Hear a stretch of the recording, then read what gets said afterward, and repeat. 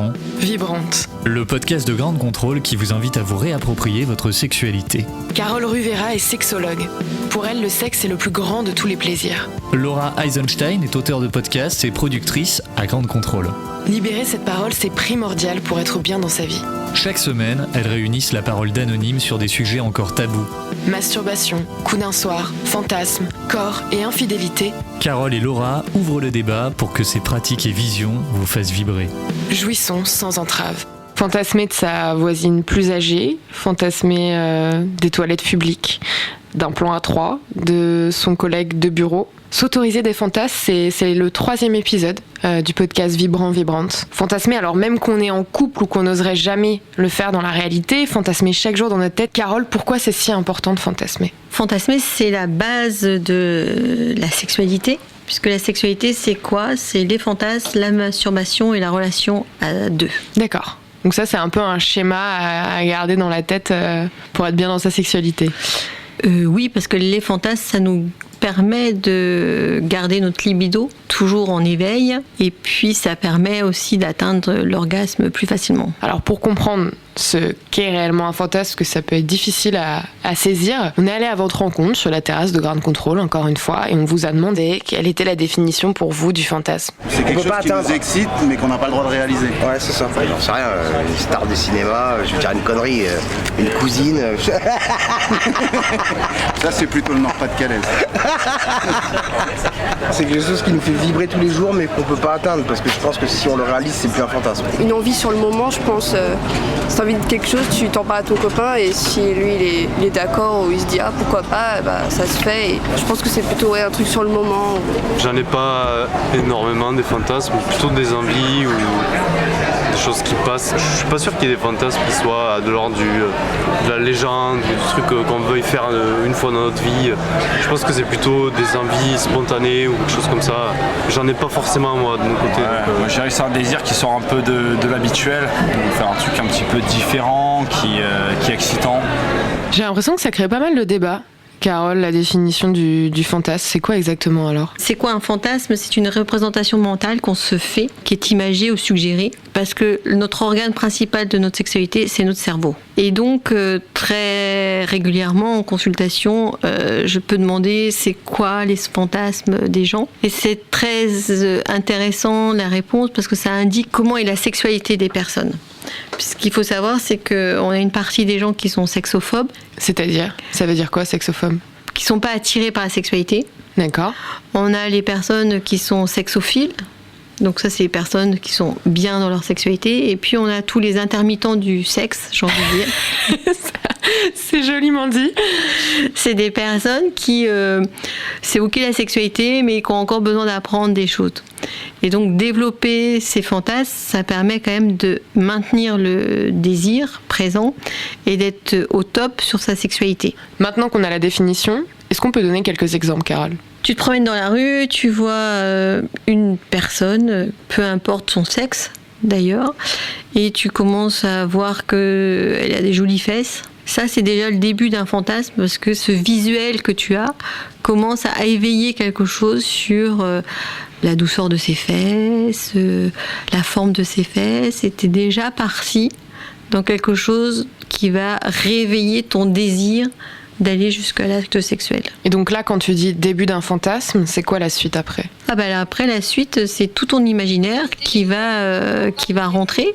On peut se demander où on va le rencontrer, qu'est-ce qu'on va faire avec lui, comment on va lui toucher, embrasser les fesses, lui toucher les fesses. Et ce qui est intéressant dans les fantasmes, c'est que tu as 3 niveaux. C'est quoi les 3 niveaux ? C'est les débuts quand on observe ? Donc soit tu es spectateur, quand tu commences à faire quelque chose, tu es spectateur, donc tu vois juste les fesses et tu t'imagines que c'est quelqu'un d'autre qui touche les fesses de cette personne. Donc ça, tu es spectateur de tout ton imaginaire et toi, tu regardes ce qui se passe. Okay. Imagine que tu es dans un film et que tu regardes ce qui se passe. Après, tu es acteur, mais tu es acteur passif. Donc tu ne fais rien, tu fais partie du scénario, dans ce que tu t'imagines dans la tête, mais tu ne touches pas les fesses. D'accord. Et puis après, tu peux être acteur actif. Donc là, tu fais partie du fantasme. Donc toi, tu vas lui toucher les fesses. Tu vas aller imaginer, en fait. Voilà, et toucher les fesses. Et puis que l'autre personne aussi te touche les fesses. ou autre chose, la poitrine, t'embrasse, et que tout ça se passe sous une porte cochère, ou que ça se passe dans un bar.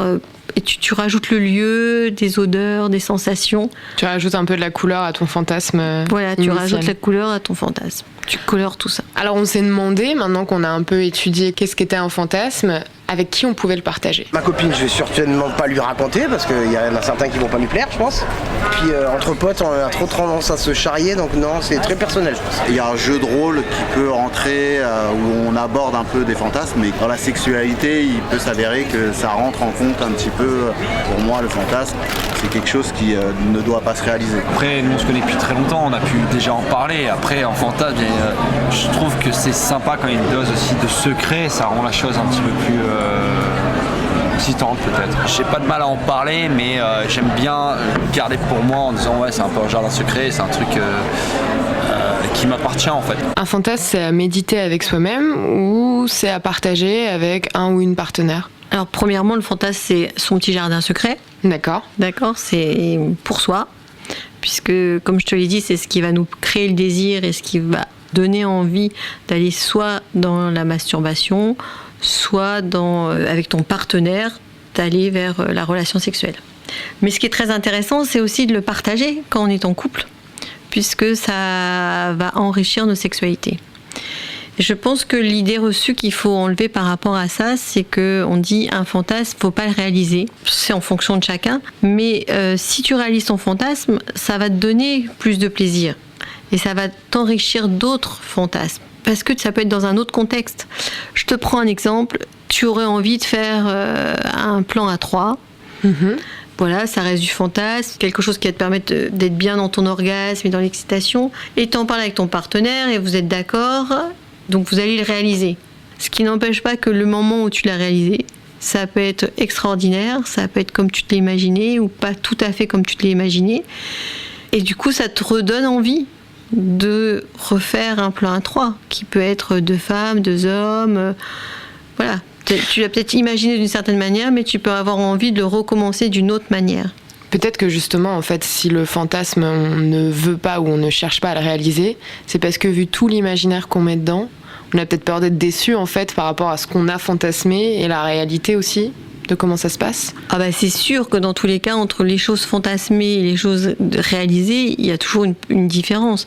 La différence, c'est que le rapport à l'autre, la relation avec l'autre, on peut s'imaginer que ouais, on est tous les deux d'accord pour faire ça, mais que dans la réalité, tout compte fait, bah, j'accepte pas de voir mon partenaire avec quelqu'un d'autre, je veux pas prêter, je veux pas partager. Donc en fait, on pourrait dire qu'il y a plusieurs types de fantasmes. Il y a les fantasmes qu'on va garder dans son jardin secret, et puis il y a quelques fantasmes qu'on va faire sortir de notre jardin secret et qu'on va partager et potentiellement réaliser.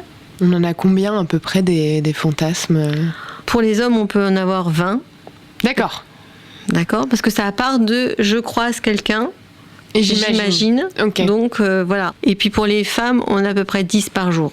On va mettre en pratique ces fantasmes. Carole, je fais comment, moi, pour arrêter de m'interdire mes fantasmes chaque jour? Bah déjà, tu vas en prendre conscience que c'est utile pour ta sexualité. Oui.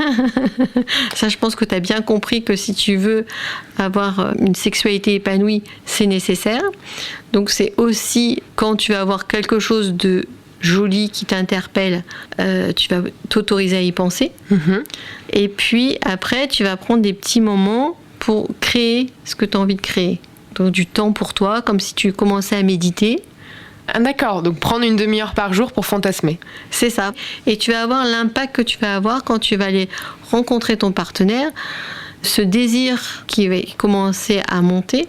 Donc, ok, tu vas oublier que tu n'as pas fait tes tâches ménagères, tu vas oublier que tu as tel et tel souci, parce que là, tu vas avoir cette envie qui a été montée tout au long de la journée, va te donner envie de rentrer en contact avec ton partenaire. Même si tu n'as pas pensé à lui ou à elle, c'est quelque chose qui fait partie de mon jardin secret et là que je vais pas forcément partager. Exactement. C'était Vibrant, Vibrante, un podcast de Ground Control réalisé par Anthony Aron. Chaque semaine, Carole et Laura discutent de sujets tabous sur la sexualité pour libérer la parole et être bien dans son intimité. à écouter sur toutes les plateformes de podcast.